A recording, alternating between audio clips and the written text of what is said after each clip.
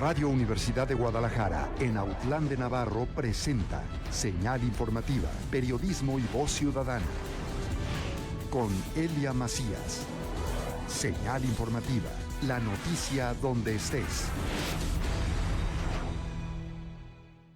Señal Resumen. El hogar que enseñó a reciclar, la historia detrás del Centro Casa en El Grullo. El documental Ferruco recibe mención honorífica en el Festival Cultural 2025 por su narrativa documental. Delegada Regional de Cultura reafirma continuidad del Festival Músico Cultural Carlos Santana. Presentan Libro Rojo de Paulina Velázquez, Poesía, Oficio y Belleza en la Imperfección. Regresa el fútbol profesional al municipio del Grullo con nuevo equipo de tercera división. Historias en la ausencia de Radio Universidad de Guadalajara gana el Creotei 2025 en la categoría de podcast científico-cultural. Tras protestas en Guadalajara, trasladan al penal de Puente Grande a 40 detenidos por daño a monumentos.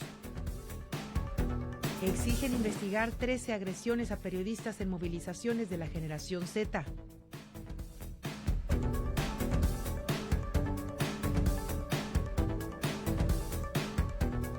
Muy buenos días, qué gusto saludarle esta mañana. Le saludo con muchísimo gusto ante este micrófono, su servidora y amiga Elia Macías, a nombre de todo este gran equipo humano que hace posible este espacio de información, de mis compañeros Antonio Díaz en la jefatura de información, David Mejía con X, nuestro productor y reportero, de mi compañero Silvestre Canil, quien es productor de esta emisora y además reportero de Señal Informativa.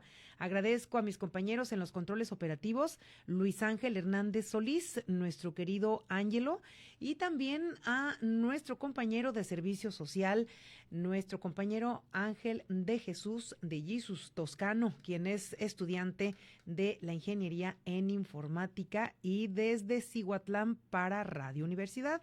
Ahí está haciendo pues la magia a través de redes sociales. De nuestro compañero Imanol Martínez, quien es productor también de esta emisora. Le saludamos y le invitamos para que estos minutos nos acompañe, se quede con nosotros, nos permita mantenerle informado de lo que acontece en nuestra región sur del estado de Jalisco.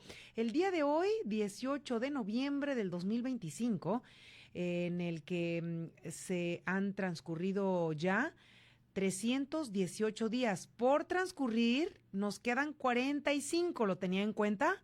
Solo 45 días para que finalice el 2025. ¿Cómo le fue de puente? ¿Cómo le fue de fin de semana? Esperemos que pues haya hecho bien sus cálculos económicos, porque fue puente y de fin de semana con mucha mercadotecnia. Bueno, le invitamos a que en estos minutos nos permita informarle. Hoy es el Día Internacional del Arte Islámico, también es el Día Internacional para prevenir la explotación, los abusos, la violencia sexual contra niños y promover la sanación. Es también esta fecha con semanas internacionales como semanas mundiales de conciencia sobre la resistencia a el antimicrobianos. Vamos a comenzar con la información. Sean todas y todos bienvenidos. Comenzamos.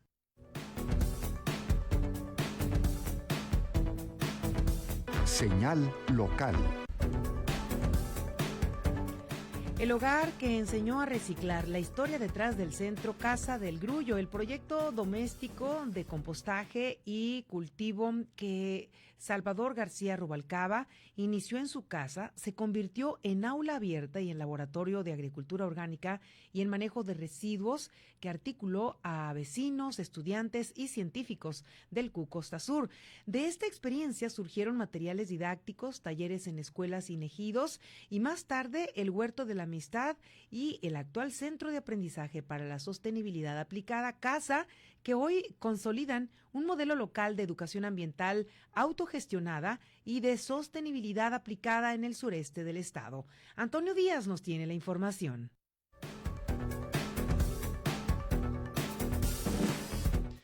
A inicios de los 90, Salvador García Rubalcaba vivía en la calle Alberto Padilla en El Grullo. Su casa se transformó en un espacio experimental. En el patio diseñó áreas de compostaje, cultivo doméstico y demostraciones sobre separación de residuos. Con apoyo de vecinos, alumnos y profesores, construyó senderos interpretativos entre los jardines frontales y traseros. El lugar funcionó como aula abierta y antecedente directo del actual Centro de Aprendizaje para la Sostenibilidad Aplicada.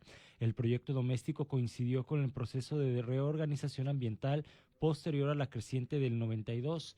La experiencia del basurero arrastrado por el río llevó a consolidar una red informal de educación ambiental integrada por estudiantes, científicos del CUCSUR y habitantes de las comunidades de la Sierra de Manantlán.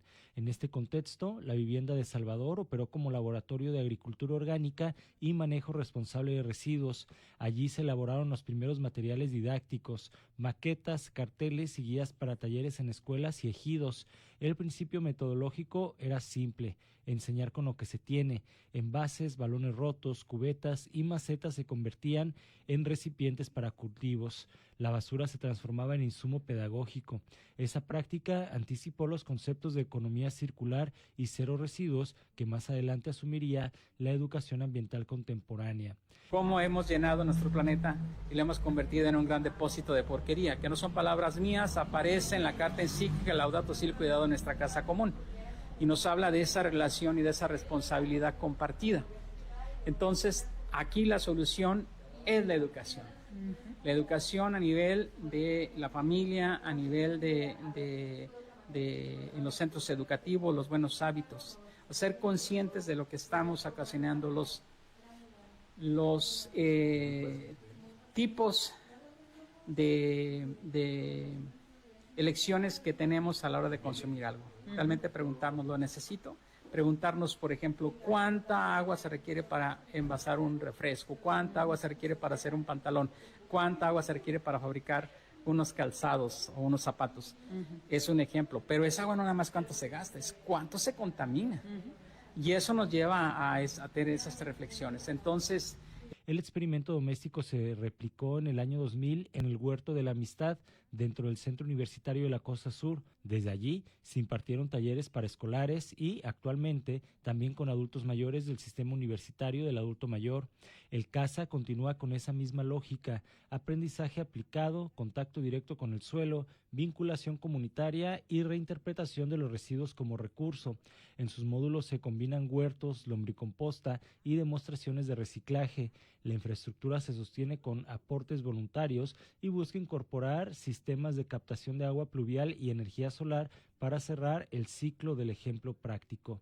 Tan rico y diverso, no hay lugar donde no tengamos evidencias de basura. Y México, por eso decimos, México no es desechable, tú no eres desechable, tu país no es desechable. Esto es lo que tenemos. Okay.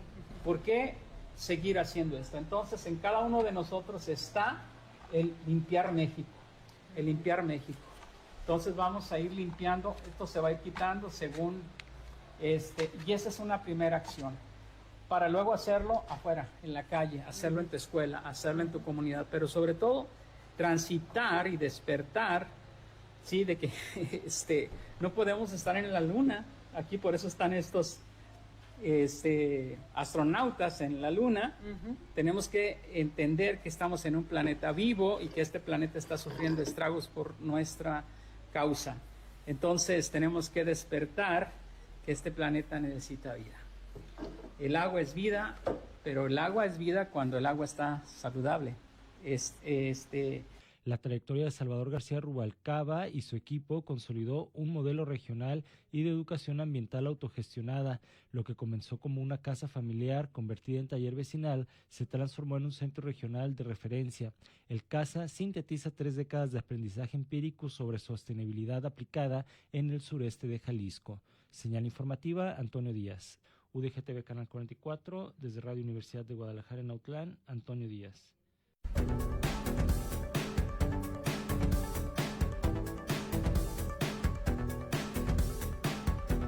Ahí tiene el seguimiento de esta entrega que estará haciendo nuestro compañero Antonio Díaz con respecto a este proyecto, a este Centro de Aprendizaje para la Sostenibilidad Aplicada CASA.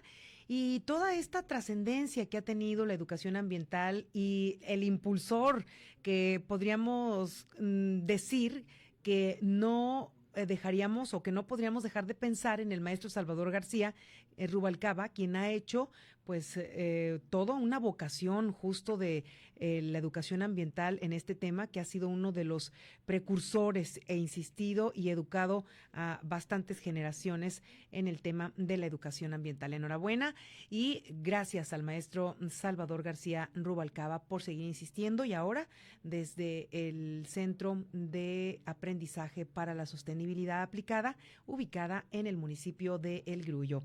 Y nos vamos con más información. El documental Ferruco recibe mención honorífica, esto en el Festival de Cortometraje Universitario. Este documental, dirigido por el cineasta Imanol Vidal Martínez Avendaño, obtuvo mención honorífica documental en el FCU, Festival de Cortometraje Universitario de este 2025, y obtuvo un reconocimiento que destaca su fuerza narrativa y el retrato sostenible de la resiliencia humana. Vamos con esta información que nos preparó nuestro compañero Silvestre Canil. Filmado en Autlán, Aguacapán y Las Joyas, el cortometraje, que ya suma diversos premios, muestra la historia de José Alfredo Ferruco, un hombre que halla en la naturaleza una vía de sanación frente al duelo y las adicciones. Para su director, Imanol Martínez, la respuesta del público ha superado las expectativas y se ha convertido en una experiencia profundamente emotiva. La respuesta de la gente sin duda ha sido muy acogedora, muy buena, que rompe las ideas que uno tenía o lo que, a pesar de que, pues claro, nuestro objetivo desde el principio es de que pudieran encontrar en Ferruco una historia, no solo conocer una historia, sino sentirse parte, sentir una empatía y conectar cada uno con sus vivencias, con su forma de ver la vida, con sus dolores, con sus preocupaciones, con lo que estaban viendo en pantalla, ¿no? Entonces, a pesar de que claramente siempre era como nuestro objetivo contar una historia que conectara, pues el ahora ya estar viviendo en este tiempo de festivales y que cada vez ha tenido más proyecciones y que la gente ha podido verla, sin duda rompe todo lo que esperábamos, porque ha sido muy buena la respuesta, ¿no? Como llena de empatía y tanto la gente que tal vez ya conocía a Ferruco, a José Alfredo, como la gente que no lo conocía o no sabía de él, encontraron en esta historia, en su historia, pues una historia de mucho amor, ¿no?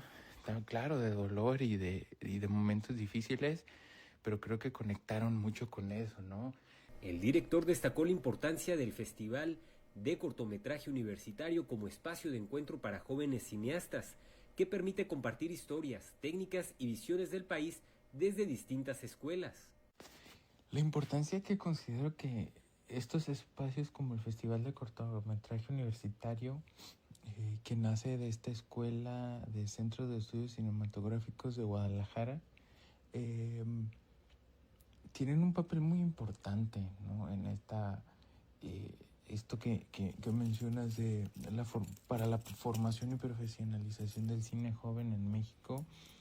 Creo que el que sea un espacio dedicado únicamente para proyectos cinematográficos universitarios que se hicieron dentro de la escuela, con el apoyo de la escuela, pues creo que es fundamental, ¿no? Porque son estos primeros peldaños, pero muy valiosos, que nos ayudan justo a mostrar nuestras historias, nuestras películas, hasta con este simple hecho de vivir una experiencia de festival, una experiencia cinematográfica de este estilo para mostrar nuestros proyectos, pues creo que se agradece mucho porque te hacen sentir muy valioso. Tuvimos nosotros, la verdad, una experiencia muy padre, ¿no? Te hacían sentir que como esa importancia y ese valor que es muy acogedor, ¿no? Nos hicieron sentir como en casa. Y también el hecho también, no solo como de formar parte del festival, sino para ver también todas estas historias de jóvenes de distintas escuelas, tanto de Guadalajara, perdón, Eva de nuevo, de distintas escuelas, tanto de Guadalajara, había unas de Aguascalientes, del TEC de Monterrey, estábamos tres de la Universidad de Guadalajara del DIS, estaban de la Escuela de Estudios Cinematográficos, de distintas escuelas, ¿no? La producción suma este reconocimiento a un recorrido que incluye proyecciones en Guadalajara y otras sedes universitarias, consolidando su presencia en el circuito de cine documental independiente. Para Señal Informativa, Silvestre Anil.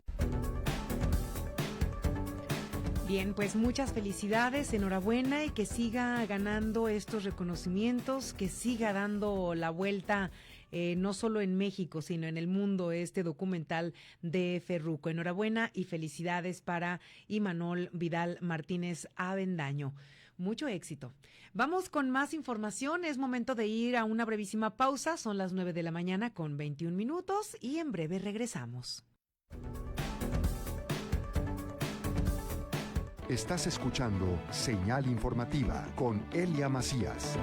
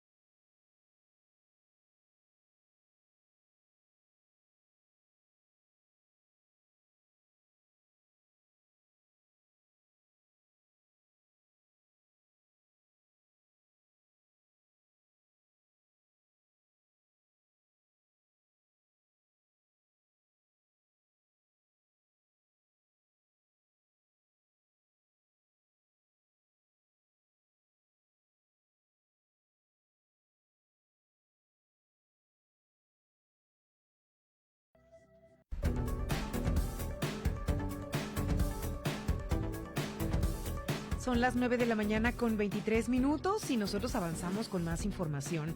Delegada Regional de Cultura reafirma la continuidad del Festival Músico Cultural Carlos Santana. La coordinadora regional de la Secretaría de Cultura del Estado de Jalisco en esta región de la Sierra de Amula, Joyce Rodríguez Gallardo, acudió al Festival Músico Cultural Carlos Santana, donde reafirmó el compromiso de gestionar la continuidad del evento. Destacó la importancia de visibilizar la región Costa Sur Sierra de Amula y anunció recorridos por los 20 municipios a su cargo, esto para fortalecer proyectos culturales y apoyar a los talentos locales. Nuestro compañero David Mejía nos informa.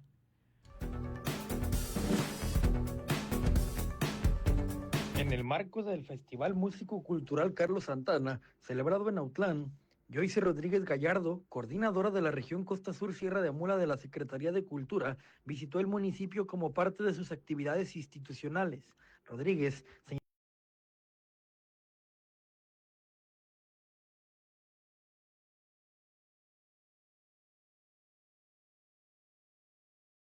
Velázquez, poesía y oficio, belleza en la imperfección. Esto en la Biblioteca Antonio Latorre de este centro universitario se presentó el libro rojo, obra artesanal de la poeta y narradora Paulina Velázquez Guzmán, en una sesión donde se habló de la poesía escrita por mujeres, el oficio literario, de circunstancias como violencia, fracaso y la vida cotidiana. Antonio Díaz nos informa.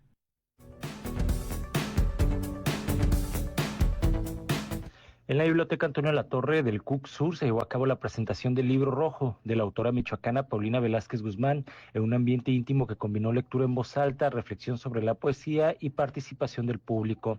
Durante la bienvenida, Marcela García Rojas describió Libro Rojo como una obra concebida bajo el sello artesanal Señor Huizache, donde palabra y materia se integran para hacer del libro un objeto vivo, un volumen de manufactura manual con encuadernación cosida, cartón reciclado y ejemplares numerados. En su intervención subrayó que la escritura de Velázquez transita con soltura por la poesía, el cuento y el ensayo, y que en Libro Rojo su voz se afirma como un territorio de búsqueda donde la palabra se abre paso entre la tradición y la revelación. La presentadora situó la obra en una genealogía de poesía escrita por mujeres, desde Sor Juana Inés de la Cruz hasta autoras contemporáneas como Rosario Castellanos y Alejandra Pizarnik. En ese marco leyó un texto donde se afirma que la poesía escrita por mujeres no solo narra el mundo, lo redondea, lo cuestiona y lo ilumina desde dentro. La poesía escrita por mujeres no solo narra el mundo, lo redondea, lo cuestiona, lo ilumina desde adentro. Es un acto de libertad, una forma de conocimiento, una manera de existir en plenitud.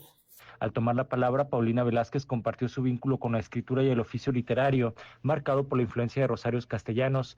Recordó que a través de cartas a Ricardo comprendió que todo en esta vida puede fallar, pero el oficio, lo que a una persona le gusta hacer, permanece como sostén incluso cuando se desmoronan las relaciones, el trabajo o los proyectos personales. Entonces, por eso yo les decía en la mañana, es muy importante dedicarte a algo que te guste, trabajar en algo que te guste, porque si todo falla, si todo falla, entonces, pues si el único que no te va a fallar va a ser tu oficio, ¿no? Y es por eso que es tan importante hacer lo que te gusta. Y yo me considero una persona afortunada porque hago lo que me gusta, ¿no?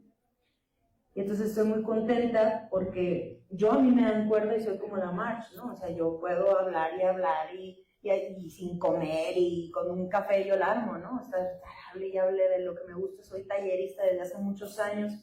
Me dedico también a la cultura, ¿no? Presento mis libros, hablo de mis libros o de otros libros, de otras autoras.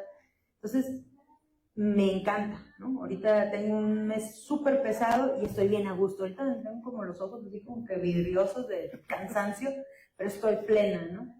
Y estoy muy contenta de lo que platicamos en la mañana con otros jóvenes, con otras personas que estaban en la conferencia y luego en el taller. Entonces estoy muy contenta, ¿no? Todo ese chorro para decir eso, que estoy contenta. La autora explicó que el Libro Rojo nació de la necesidad de mostrar su trabajo cuando fue invitada a un festival de poesía en Francia y no contaba con una editorial. Junto con su entonces pareja decidió crear un libro propio, un tiraje artesanal con nuevas ilustraciones a cargo del editor y constructor del volumen. Señaló que cada ejemplar tiene pequeñas variaciones de costura o encuadre y que esas imperfecciones forman parte de la belleza del objeto y de la vida misma. En la lectura de poemas, Velázquez abordó temas como la violencia en Tierra Caliente a partir de la desaparición de un amigo de la secundaria, la experiencia de Dios fuera de los dogmas religiosos, las deudas y el buró de crédito como reflejo de un sistema económico que orilla a la precariedad y las dietas y el sobrepeso de su madre como metáfora de clase y aspiración social. Sus textos entrelazaron memoria personal, crítica social y humor, insistiendo en que la poesía puede hablar de cualquier cosa, incluso de créditos, tiendas comerciales o abonos, sin perder su profundidad. La autora también compartió su fascinación por la belleza de lo chueco, las cicatrices, el fracaso, la fealdad y las vidas que no se ajustan a los modelos estandarizados. El cierre de la actividad incluyó micrófono abierto donde asistentes leyeron textos propios y fragmentos del Libro Rojo, así como una breve trivia sobre lo escuchado durante la presentación. La autora donó un ejemplar para el acervo de la Biblioteca Antonio de la Torre y otro fue rifado entre el público. Señal informativa, Antonio Díaz. Es momento de hacer una breve pausa, son las 9:32. Nos identificamos y regresamos con el espacio de entrevista.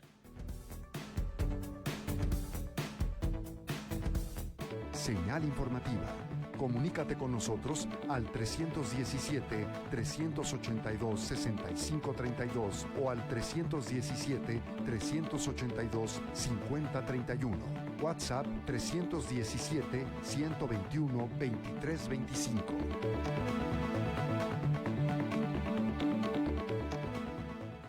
XHANU, Radio Universidad de Guadalajara en Autlán de la Grana, 102.3 FM, www.radio.udg.mx. Radio Universidad de Guadalajara, la radio que llevas.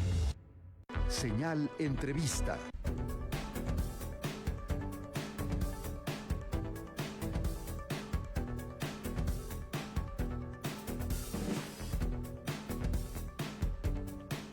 Avanzamos con la información aquí en Señal Informativa. Esta mañana nos acompaña en entrevista y agradecemos que nos comparta un poco de tiempo en su agenda el biólogo Carlos Alberto Gallegos Solórzano. Él es el director de la Reserva de la Biosfera Sierra de Manantlán. Aquí nos da mucho gusto saludar esta mañana. Biólogo Carlos, ¿cómo está? Muy buenos días. Hola, muy buenos días. Mucho gusto estar con ustedes. Gracias por atendernos con esta entrevista. Estaremos platicando acerca de la importancia de las reservas de la biosfera, ya que este mes se destina un día especialmente para destacar la importancia de las reservas de la biosfera. Sabiendo que en esta región contamos con una de ellas, pues es oportuno destacar acerca de estas acciones que se realizan ahí. Y en ese contexto, biólogo, me gustaría que comenzáramos con este tema. ¿Cuál considera que es el valor ecológico más importante de las reservas de la biosfera, especialmente la Sierra de Manantlán? Bueno, uno de los principales atributos de las reservas de la biosfera es que conservan una gran y alta biodiversidad, tanto de flora y fauna. Para el caso de Manantlán, es una de las áreas naturales protegidas más importantes del occidente de México y uno de sus principales servicios ecosistémicos es la aportación del agua, que mantiene principalmente todas las actividades productivas, pero sobre todo mantiene la vida. Claro. Biólogo, la Sierra de Manantlán es reconocida por su gran biodiversidad. ¿Qué especies o ecosistemas considera prioritarios para su conservación actualmente en esta gran reserva que tenemos? Primero tenemos que hacer énfasis en la conservación de los felinos, ¿no? En Manantlán se encuentran los 6 felinos del país, ese es un dato muy importante. También hemos identificado... El viaje está a punto de iniciar. Estamos a bordo, el vagón en cuya intersección se encuentran similitudes, disparidades, familia, derechos, obligaciones, salud, política, objetivos, propuestas, consenso, trabajo en equipo sin distingo de género. Un trayecto hacia la equidad de oportunidades. Pero el descubrimiento del Sea Diplophodenis lamiltigia o chapule, como le dicen la gente de las comunidades, es prioritario, ya que es el pariente silvestre más antiguo del maíz. Entonces, Manantlán conserva una gran y alta biodiversidad, tanto de especies de flora como de fauna. Biólogo Carlos, ¿qué papel juega la reserva en el equilibrio ambiental y climático de la región Costa Sur y Sierra de Amula?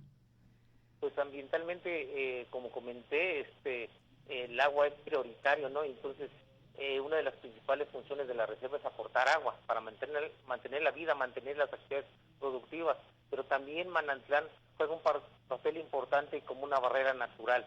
Es una de las principales barreras que nos defienden de los fenómenos meteorológicos, como los huracanes, ¿no? Entonces, en Manantlán se lleva a cabo un gran manejo de la biodiversidad, cuenta con saberes ancestrales. Entonces, Manantlán es prioritario tanto como para la conservación, como para llevar a cabo manejo ancestral que llevan a cabo las comunidades. Claro. ¿Cuáles son los principales, bueno, en tema de conservación y de retos, cuáles son los principales retos que enfrenta actualmente la Reserva de la Biosfera en materia de conservación y manejo sostenible, biólogo?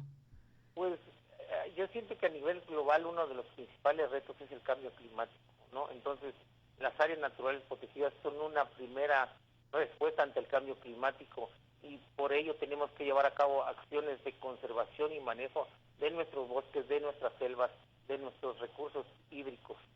Actualmente también tenemos una fuerte presión por el recurso hídrico, entonces todas esas acciones las tenemos que hacer de manera coordinada con la gente de las comunidades, tratar de conservar nuestros bosques, nuestras selvas, pero el cambio climático sí es una amenaza. Uh-huh. En los últimos años, ¿qué amenazas han aumentado para la reserva? Es decir, en otros factores como deforestación, incendios, bueno, ya nos menciona uno muy específico que es el cambio climático, o incluso actividades humanas. Sí, derivado del cambio climático, han surgido, ahora sí que, nuevas amenazas. Por ejemplo, la presencia de incendios forestales es más frecuente, ¿no? Entonces, es más común que tengamos más incendios y estos incendios que sean más severos. Entonces, tenemos que estar muy pendientes de esta situación. También derivado del cambio climático y por la presencia de incendios han surgido plagas e enfermedades. En el 2018 tuvimos la presencia, identificamos plagas del tipo de la mosca sierra, que básicamente es un defoliador y es una plaga muy agresiva. Entonces hemos estado trabajando con ella desde el 2018 con diferentes métodos de trabajo. Uno de los principales es el control entomológico a través de hongos, principalmente Beauveria bassiana, y eso hemos podido contener esta plaga en una superficie de 1.800 hectáreas. Si nosotros no hubiésemos hecho esos trabajos, la plaga estaría en una superficie mucho mayor. En Oaxaca tenemos registros de una superficie plagada por mosca sierra de hasta 80,000 hectáreas. Entonces, son condiciones que tenemos que atender con prioridad. Aquí le hemos dado una atención con los propietarios, con todo el Comité Estatal de Sanidad Forestal del Estado de Jalisco, y son trabajos que hemos estado realizando desde el 2018 y a la fecha. Ahorita la tenemos contenida y estamos haciendo trabajos de monitoreo para evitar que se salga de este cinturón de contención. Uh-huh. Y justo en ese sentido, Carlos Alberto Gallegos, ¿cómo se trabaja desde la dirección de la reserva para mitigar o enfrentar estas amenazas justamente? Como le comenté, por ejemplo, tenemos que tener una coordinación interinstitucional. Para el caso de esta plaga, que es una plaga muy agresiva, hemos bajado recursos a través de la CONAFOR, de oficinas centrales y de todas las dependencias, tanto estatales, federales y municipales, para llevar a cabo. El primer control que hicimos fue a través de microaspersión con un entomopatógeno que es el Beauveria bassiana. Entonces, lo caro era pagar los vuelos, pero de esta manera pudimos contener la plaga. Entonces, es un trabajo de coordinación interinstitucional y posteriormente de la llegada del defoliador, que, como lo comento, las larvas de estas moscas se alimentan de las acículas de los pinos y entonces ya las dejan más susceptibles al ataque de otros insectos, en este caso el descortezador. El descortezador se introduce debajo de los troncos de los árboles y básicamente entre el floema, y se alimenta de la savia, lo que impide, y de los nutrientes, lo que impide que los nutrientes circulen y los árboles se secan. Entonces ahí tenemos que hacer otro trabajo de saneamiento forestal. Entonces es un trabajo muy grande e importante y de coordinación con diferentes instancias. Uh-huh. Ingeniero Carlos Alberto, yo preguntaba justamente en ese contexto de las comunidades, y sabemos que se involucra la sociedad en este tema, la participación social, un punto clave muy, muy trascendente e importante en la Sierra de Manantlán. Me gustaría que nos destacara un poco más de esas experiencias exitosas. Convive la Sierra de Manantlán con múltiples comunidades. ¿Qué papel juegan precisamente las poblaciones locales en la conservación de dicha reserva? El papel de las comunidades, de los ejidos, de los propietarios es prioritario, porque ellos son los dueños y usuarios de los recursos naturales. Entonces nosotros como dependencia, nuestro principal trabajo es trabajar de manera coordinada con ellos. Para ello bajamos recursos a través de los programas de subsidios que opera la CONAM, que son dos: el PROCODES, que impulsa todos los proyectos productivos sostenibles, y el PRORES, que impulsa proyectos de conservación, restauración y de manejo. Pero estos recursos los bajamos del gobierno federal y lo implementamos con ellos. Para implementarlos tenemos que firmar un convenio de coordinación y unos anexos. Entonces, estos proyectos vienen con recursos para pagarles los jornales, para comprar materiales y para darle seguimiento a todos y cada uno de los proyectos. Pero también tenemos proyectos de coordinación con otras instancias como WWF, Honor, el proyecto Polilac. Entonces, todos estos proyectos los implementamos con trabajo de la gente de las comunidades. Estamos hablando que tenemos proyectos que bajamos con recursos del gobierno federal y proyectos que gestionamos con otras instancias. Uh-huh. Y justo, ingeniero, ¿cómo se integra a las comunidades en los proyectos de manejo sustentable y en la protección del territorio? Es decir, ya hay esa educación ambiental, o sea, ¿sí se responde por parte de las comunidades a esta protección del territorio? Sí, como todo, siempre es un reto trabajar en un área tan grande como Manantlán, porque son casi 140,000 hectáreas, con 32 ejidos, más de 70 localidades. Pues nosotros tratamos de tener presencia en todas las partes de la reserva, ¿no? Tenemos proyectos muy exitosos, como actualmente Manantlán es pionero en 8 biofábricas donde se producen todos los insumos orgánicos, desde insecticidas orgánicos, fertilizantes, plaguicidas, fungicidas, todos orgánicos, y estos proyectos lo produce la gente de las comunidades, y el gran reto es replicarlo en más comunidades. Nosotros los amarramos, tenemos un programa donde apoyamos la conservación del maíz criollo. Entonces nosotros les damos recursos a la gente de las comunidades para que establezcan el sistema Milpa, se les da unos jornales, pero también se les da ese paquete de insumos orgánicos para que tengan ese cambio de una producción convencional a una producción orgánica, y lo estamos logrando, pero requerimos de otras instancias como SADER, otras dependencias que manejan directamente los proyectos agrícolas para que utilicen estos insumos que 8 comunidades y 8 ejidos de Manantlán están produciendo. Uh-huh. Bien, pues son experiencias exitosas que vale la pena destacar, incluso los festivales que organizan también, que son que involucran a las comunidades en esta zona, ¿no, ingeniero? Sí, de hecho todo ese trabajo lo tenemos que dar a conocer, tenemos que dar a conocer la importancia de la conservación. En Manantlán llevamos a cabo alrededor de 4 festivales ambientales importantes. El primero, si me voy de acuerdo al como empiezan los meses del año, por ejemplo, en enero, en febrero llevábamos a cabo el Festival de los Colibríes en Aguacapán. Este es un sitio prioritario porque las 24 especies de colibríes que llegan al occidente de México llegan a Manantlán y llegan a este ejido. Entonces ahí se lleva a cabo este festival donde hacemos trabajos de educación ambiental, talleres, pláticas, charlas, recorridos de senderos para avistamiento de aves. Entonces se genera una gran dinámica. También tenemos el Festival de las Aves, que lo hacemos en el Terrero, municipio de Minatitlán. En Colima tenemos el Festival de los Hongos, donde tenemos una afluencia de más de 12,000 personas durante 4 fines de semana, y le damos a conocer la gran diversidad de hongos que existen en Manantlán. Y tenemos también la Feria del Maíz Criollo en Ayotitlán, ¿no? En donde se descubrió el teocintre, la milpilla. Entonces tenemos esa serie de actividades. Aparte también estamos trabajando en la creación de un corredor biológico Manantlán Nevado de Colima, así ahí también hacemos un festival ambiental, y aparte de todas las pláticas y charlas donde nos invitan a las escuelas y donde participamos.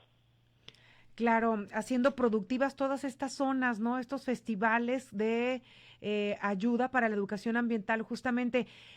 Ingeniero, al inicio ya nos adelantaba sobre el tema, el eje de la investigación que también se desarrolla en esta área de la Reserva de la Biosfera, esta que ha sido un eje para la investigación científica. ¿Qué aportes relevantes se han generado recientemente? Me gustaría que nos destacara más lo que nos mencionaba ya al principio de la entrevista. La investigación es base para el desarrollo y la toma de decisiones del área natural protegida. Tenemos que destacar que la investigación tiene que ser aplicada, y los trabajos que se han realizado en Manantlán son muy importantes.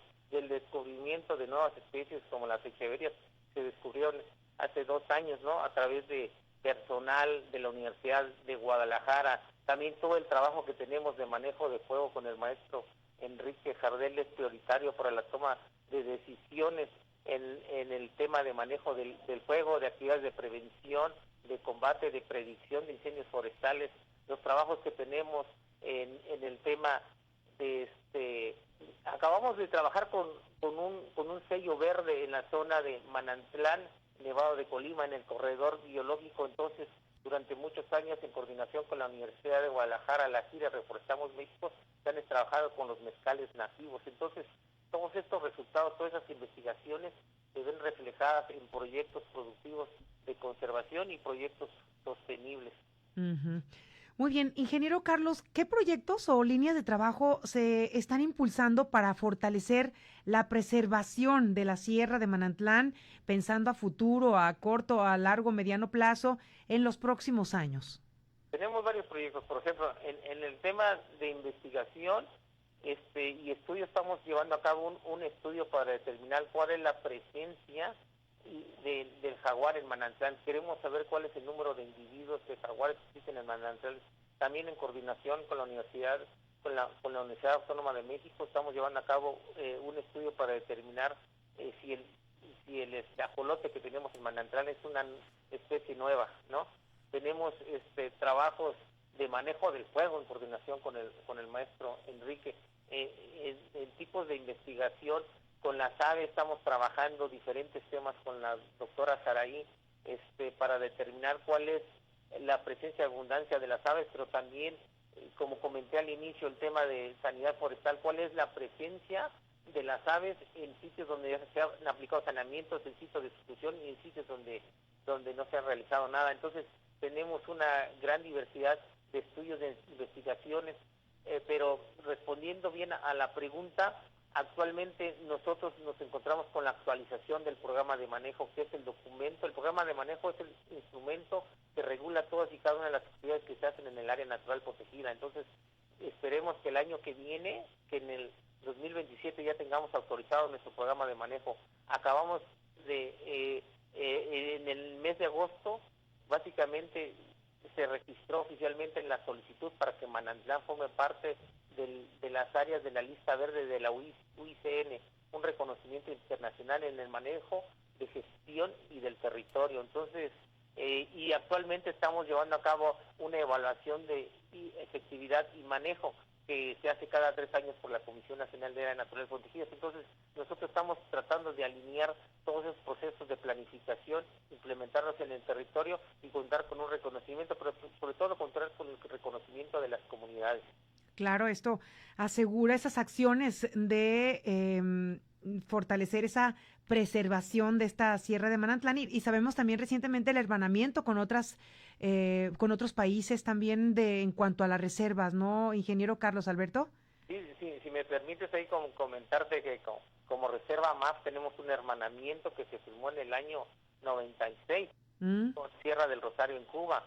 Durante muchos años estuvo inactivo, pero durante el mes de julio hicimos una visita, reactivamos el hermanamiento y ellos nos devolvieron la visita en octubre y se fueron a principios de noviembre. Entonces, la celebración de las reservas MAP lo hicimos en el marco de la visita de nuestros hermanos cubanos, lo hicimos en el marco de la Semana Nacional por la Conservación de la CONAM. En julio la CONAM está cumpliendo 25 años, entonces estas dos acciones fueron importantes para celebrar las reservas de la biosfera MAP. Tenemos un hermanamiento con Sierra del Rosario y la verdad tenemos líneas específicas de trabajo como son que Manantlán cuente con un comité de jóvenes de las reservas MAP, porque Sierra del Rosario ya lo tiene. Entonces estamos ahora sí que alimentando de su experiencia y para el año que viene vamos a tener nuestro grupo de jóvenes MAP representados aquí en la Sierra de Manantlán por jóvenes que habitan en las localidades, que estudian en la Universidad de Guadalajara y que trabajan en la Sierra de Manantlán,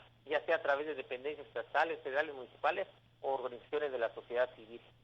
Ahí la importancia que radica justamente en esos hermanamientos, ¿no, ingeniero? Sí, estamos también llevando a cabo trabajos con ellos. Ellos les interesaron, ellos nos seguían la página de la reserva de la biosfera Sierra de Manantlán y les interesaron 2 puntos en particular. 1, corredores biológicos y 2, el tema de agrobiodiversidad. Como comenté, tenemos el corredor biológico Manantlán Nevado de Colima que esperemos que para el año que viene ya cuente con un decreto o un certificado por parte del gobierno del estado, y sería uno de los primeros a nivel nacional que sea funcional. Y para el caso de agrobiodiversidad, pues Manantlán es pionero en el tema de la conservación del maíz criollo, del teocintle, del manejo ancestral que realizan las gentes de las localidades de Ayotitlán, del Ejido, del teocintle con los maíces criollos, con las 8 razas de maíces criollos. Entonces, esos temas en común fueron los que dieron origen a la nueva reactivación. Uh-huh. Bien, por último, ingeniero Carlos Alberto, ¿qué mensaje le gustaría transmitir a la población de la región sobre la importancia de proteger esta área natural protegida? Que tenemos un tesoro invaluable, natural, pero nosotros día a día damos la lucha por conservar este espacio, pero para conservar Manantlán tiene que ser una lucha de todos y cada uno de nosotros, ¿no? Entonces, cada una de las acciones que llevemos a cabo repercuten en nuestro medio ambiente y en nuestra sierra de Manantlán. Los invitamos a que sean conscientes y nos ayuden a conservar la sierra de Manantlán, que se sumen a los proyectos de conservación que tenemos. Así es. Le agradecemos su tiempo para esta entrevista y seguir destacando esta importancia de la conservación de las reservas de la biosfera, estos hermanamientos que son de suma importancia a nivel internacional y todo este trabajo de educación ambiental y conservación. Le agradezco mucho su tiempo, ingeniero Carlos Alberto Gallegos, director de la Reserva de la Biosfera Sierra de Manantlán. Muchas gracias. Un gusto, saludos, que tenga un bonito día. Hasta luego, muy buenos días. Bien, pues vamos con más información aquí en Señal Informativa. Continuamos.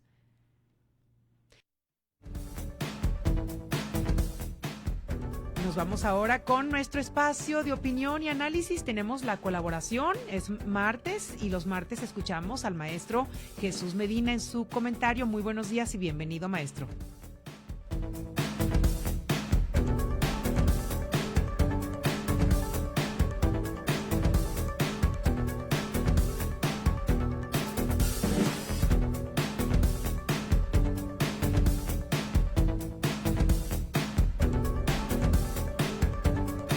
Señal informativa.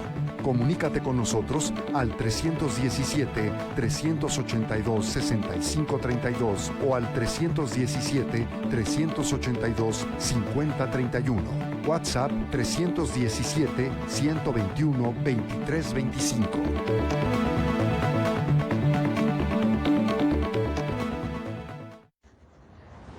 Radio Universidad de Guadalajara, la radio que llevas en tus audífonos. Señal Opinión.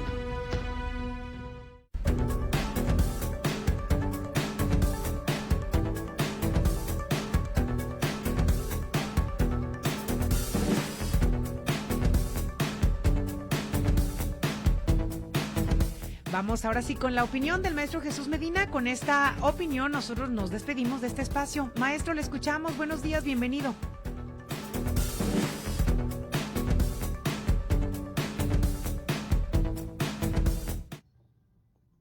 ¿Qué tal? Muy buenos días, Elia. Espero se encuentren muy bien.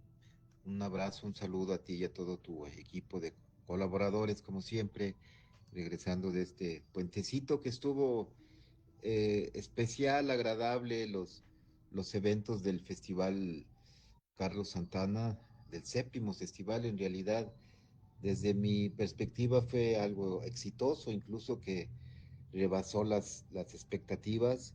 Y algo importante, la representante Joyce de la Secretaría de Cultura del Gobierno del Estado estuvo presente en casi todas las actividades y observó el talento, el potencial, la organización también, el patrimonio que existe aquí. Y ahí, en una de las tantas presentaciones que hubo, pues se compromete a apoyar para que este Festival Carlos Santana se enriquezca y crezca. Fue muy acierto, un gran acierto de los organizadores estar ahí, y algo muy valioso, independientemente de la cuestión estética o la calidad de los intérpretes, de los cantantes, de quienes participaron de alguna manera, es que se pudo percibir cómo hay una diversidad de jóvenes, algunos hasta niños o otros de edad ya un poquito más avanzada. Hay una gran potencial ahí para canalizar bien esos artistas, esos esfuerzos, ese interés que tienen por la cultura, el arte, y que es muy legítimo. Yo creo que uno de los grandes aciertos de esta edición de este festival fue que fue muy incluyente. Tuvieron oportunidad ahí, insisto, de diferentes géneros. Se le dio un toque también académico con una charla el sábado por la mañana en un ambiente muy agradable, al aire libre, y que llamó la atención de las personas que iban pasando a sus mandados, al mercado o a otra actividad, y también nos dio ideas, ¿no? Dio ideas para diversificar y apoyar y hacer crecer las actividades que se vieron, que funcionan más. La felicitación a los dos Martínez, doctor Martín y el otro joven Martín de Etiopía, por ese entusiasmo y esa capacidad. Y pues como siempre que surge un proyecto interesante así de largo alcance, digamos, no se puede hacer solo. Hubo ahí participación también de autoridades. El municipio pues colabora en logística, en apoyo, en estar ahí al pendiente. También una felicitación a esta administración del Ayuntamiento Municipal de Autlán, que se ha puesto en la mira como una política pública generar este tipo de eventos para hablar de la construcción y posteriormente la preservación de una cultura por la paz que hemos insistido mucho. Ahora vemos en los discursos internacionales como organismos fuertes siempre están hablando de hacia la construcción de una cultura de paz, ¿verdad?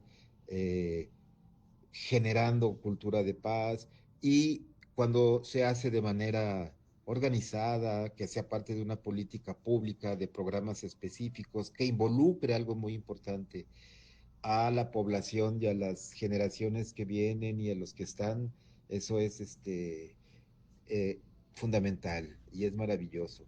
Y también, para concluir rápidamente, bueno, tenemos el celebración de la Revolución Mexicana, ¿verdad? Un aniversario más, a veces parece tan lejana, a veces cercana, y nada más quisiera destacar la figura de Paulino Navarro, el general constitucionalista, que tuvo un destacado papel. Lamentablemente muere muy joven, en plena guerra, ¿verdad? En una batalla, el 27 de diciembre de 1923, en Teocuitatlán de Corona, y que a la historia ha pasado como la batalla de Huejotitlán, en la que estuvo ahí un tremendo combate, y ahí perdió la vida don Paulino Navarro, el gran revolucionario y profesor. Paulino Navarro fue profesor en Autlán. En esa batalla también estuvo Lázaro Cárdenas, que quedó muy mal herido y que posteriormente, pues sabemos todos, llegaría a ser el presidente de la República. Entonces, hay mucho que decir de la Revolución Mexicana, pero destacaría la figura de el maestro y general Paulino Navarro, y también la celebración de este festival, que precisamente quiere en sus filosofías originales fundamentales, pues que no lleguemos al conflicto armado para dirimir nuestras diferencias los mexicanos ahora del siglo XXI. Un abrazo y excelente día. Hasta luego. Radio Universidad de Guadalajara en Autlán de Navarro presentó Señal Informativa, Periodismo y Voz Ciudadana. Señal Informativa, la noticia donde estés.